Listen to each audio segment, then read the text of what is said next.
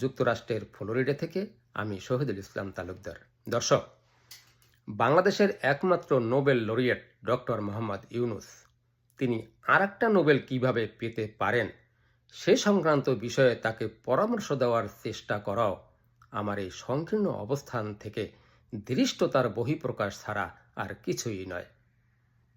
তবে যেহেতু তিনি আমাকে বা আমাদেরকে শাসন করার দায়িত্ব নিয়েছেন, তাই আমাদের শাসনকর্তা হিসাবে বাংলাদেশের গণ্ডি পেরিয়ে আন্তর্জাতিক মহলেও তিনি সমাদৃত থাকুক, প্রশংসিত হন, এটা আমরা চাই। আর সে দৃষ্টিকোণ থেকে তার শাসনতাত্ত্বিক বিষয়াদি নিয়ে দুটো কথা বলবো। তার আগে প্রসঙ্গক্রমে অন্য একটি বিষয়ে আসি। আমাদের মহান রক্তধরা 5ই আগস্ট বিপ্লবের ঠিক আগের রাতে ঢাকার আন্দোলন নিয়ে জানতে চেয়ে ফোন করেছিলাম বরিশাল বিএম কলেজের জাতীয়তাবাদী ছাত্র দলের প্রতিষ্ঠাতা সিনিয়র জয়েন্ট কনভেনার জনাব নজরুল ইসলাম তালুকদারকে। তিনি আমাকে সরাসরি কিছু বললেন না, সংক্ষিপ্ত একটি গল্প শোনালেন, ওটাই এখন শেয়ার করব।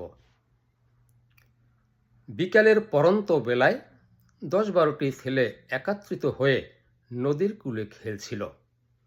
খেলা বেশ জমে উঠেছে। পার্শ্বেই বটগাছে বসে থাকা শয়তানটি ভাবল ওদেরকে একটু ডিস্টার্ব করা যাক। তো ঘোড়ার ছল ধরে ছেলেদের মধ্যে ঢুকলো। ঢুকে কাউকে একটু লাথি মারে, কারো একটু গা ঘেঁষে যায়, কাউকে আবার লেজ দিয়ে একটু বাড়ি মারে। এতে করে ছেলেদের মনোযোগে বিভ্রান্তি ঘটছিল।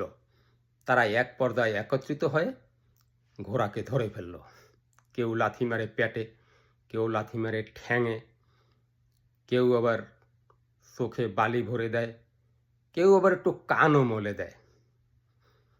অনুপায় হয়ে ঘোড়ার ছল ধরে কোনো রকম দৌড়ে গিয়ে প্রাণ বাঁচিয়ে আবার ওই বট গাছেই উঠল শয়তান। মনে মনে ভাবল, জীবনে আর যতদিন বাঁচে গুড়াগাড়ার পাল্লায় আর পড়বে না। দর্শক, আমাদের তত্ত্বাবধায়ক সরকারের প্রধান উপদেষ্টা ডক্টর মোহাম্মদ ইউনূস তিনি এখন গুড়াগাড়ার পাল্লাই রয়েছেন।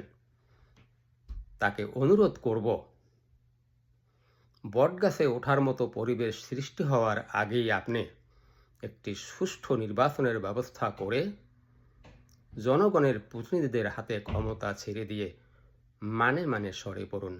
দর্শক, আজকে এ পর্যন্তই। ভালো থাকবেন। আসসালামু আলাইকুম।